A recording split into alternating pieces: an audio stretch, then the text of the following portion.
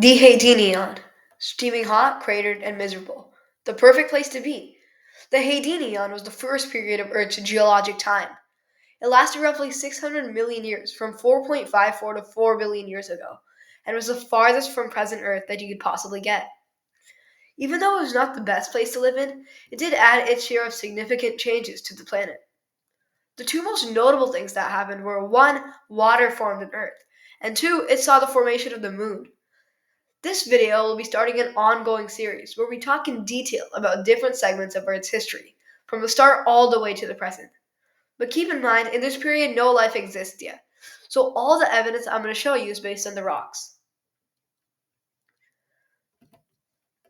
Let's start with a little bit of context.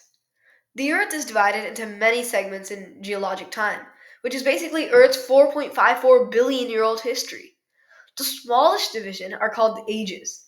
They typically last from about 100,000 to 4 or 5 million years. There are way too many ages for me to make a video about each one, so instead this series will focus on mainly periods and eons. But I might add some significant epochs when we get closer to the present. So getting back on topic, the next smallest span of times are called epochs. They last from about 2 to 5 million years. As you may have noticed, the boundaries between how long ages and epochs can be overlap. So you can't tell what a division something is by the span of time. Periods are usually tens of millions of years, the largest being the Cretaceous, which you might have heard of being the time when Tyrannosaurus rex lived, and when the dinosaurs died out by the asteroid 66 million years ago. The second largest are eras. They typically last for in hundreds of millions of years. Then the largest, eons, which this video's topic applies to, is measured in 500 million to about a billion years. As you witness new videos being made, you'll observe that I'll be talking for longer about shorter periods of time. This is because the fossil record gets more complete as we go forward in time. You could probably guess there would be like a billion theories on this almost entirely unknown subject, but let's get into the increasingly questionable subject on how did Earth form. The most common and likely theory is that an accretion disk started to form in our solar system, and all the dense particles of dust and rock settled in the center and became our sun, and the remains formed the planets, dwarf planets, and asteroids.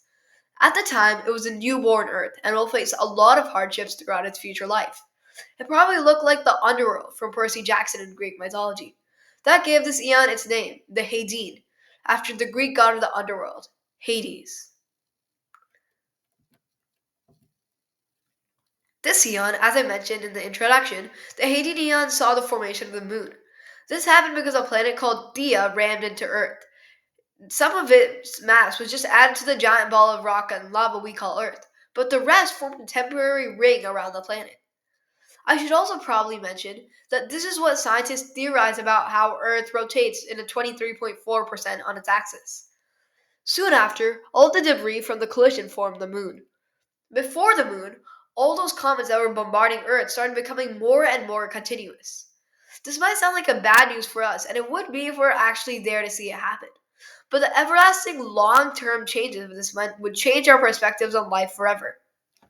Comets are made of ice and dust, and as you probably know, ice is the solid form of water.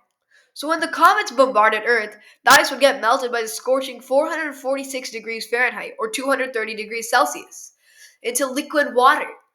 Even the atmosphere had formed when all those volcanoes started leaking helium. Now the stage is set. Earth has an atmosphere of mostly helium and methane, but we have a moon sheltering us from meteors, and we finally have the liquid that made the legend water on our planet.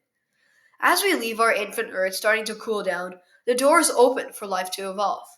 I would like to take a moment to appreciate all those vital viewers who watched my video all the way to the end. Please do remember to like and subscribe to this channel. Now I must leave you in this young, hellish world, incapable of supporting life.